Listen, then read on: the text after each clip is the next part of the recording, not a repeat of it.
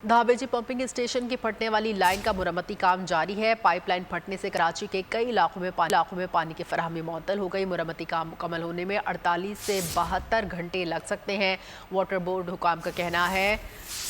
मज़ीद तफसीलात जानेंगे बोल न्यूज़ के नुमाइंदे नज़ाकत शाह से। जी नज़ाकत शाह।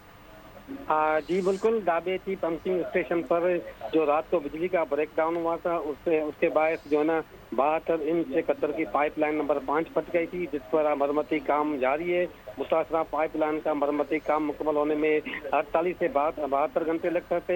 पाइपलाइन फटने से कराची के कई इलाकों के पानी जो है वो फराहमी मुअत्तल हो गई थी।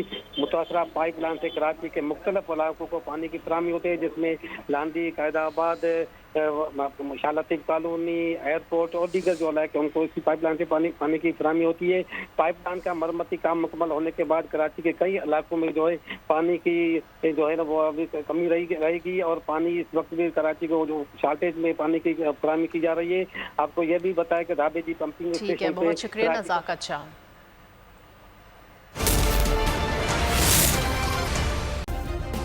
सब्सक्राइब करें और बेल दबाएं ताकि कोई खबर रह न जाए।